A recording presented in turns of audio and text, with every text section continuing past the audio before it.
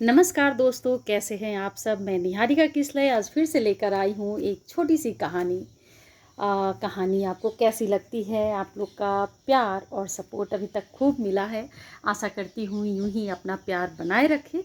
तो आज की कहानी हम शुरू करते हैं। उससे पहले आप लोगों से ये कहना चाहेंगे कि कहानी के अंत तक बने रहिएगा और अंत के बाद अपनी राय ज़रूर दीजिएगा कि ये कहानी क्या सचमुच हमें कुछ सिखाती है।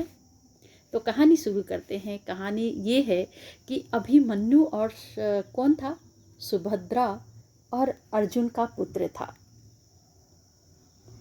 16 वर्ष का था वो जब महाभारत शुरू हुई थी और उसके पास एक अधूरा ज्ञान था।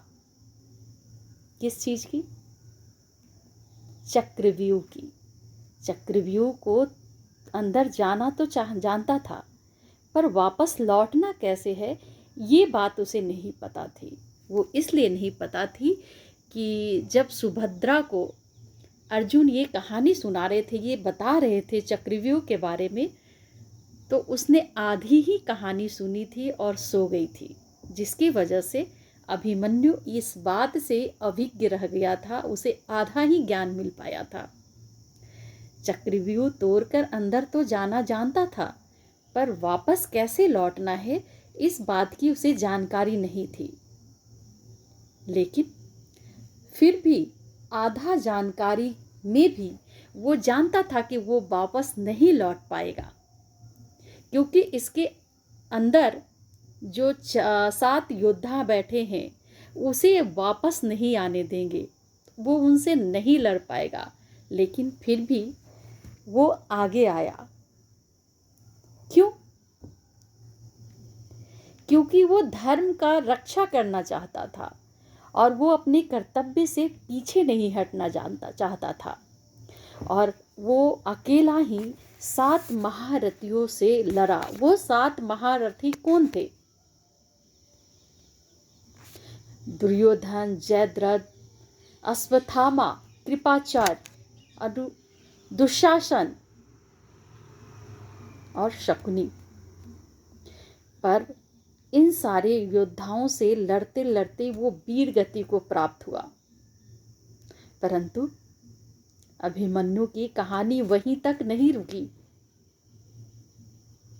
बल्कि वो हार तो गए, लेकिन फिर भी उनकी कहानी ये बताती है कि जब इरादा मजबूत हो तो अधूरी सीख भी इतिहास रचता है। बस जज्बा होना चाहिए किसी भी काम करने के लिए। तो ये अभिमन्यु की कहानी ये बताती है कि ज़रूरी नहीं है कि पूर्ण ज्ञान ही आदमी इतिहास रख सकता है, जिसे पूर्ण ज्ञान हो। कभी कभी अधूरा ज्ञान वाला भी इतिहास रच सकता है।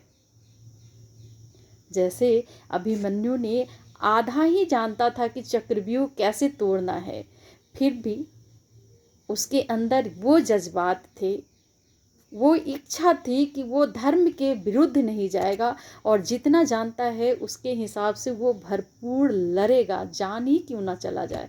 वो जानता था कि वो लौटकर वापस नहीं आएगा। तो कभी कभी अधूरा ज्ञान भी किसी को ख्याति दिलाती है। तो इससे सीखने वाली चीज़ यही है अभिमन्यु से, महाभारत की अभिमन्यु से, कि जीवन की परिस्थितियाँ जरूरी नहीं कि हम पूर्ण ज्ञान वाले हों तभी हम कुछ कर सकते हैं। हमारे मन में एक जज्बा होना चाहिए किसी बात को लेकर। तो अधूरी तैयारी भी जीत में बदल सकती है और वो भी इतिहास रच सकती है। तो कहानी बहुत छोटी है अभिमन्यु की, लेकिन हमें वो बहुत बड़ी सीख दे के गए हैं। ये है अभिमन्यु की छोटी सी कहानी जो इतिहास बदल दी। शायद वो जाने नहीं जाते अगर वो उस रण क्षेत्र में पीछे भाग जाते। तो कई बार अधूरी जानकारी भी आपको ख्याति दिलाती है।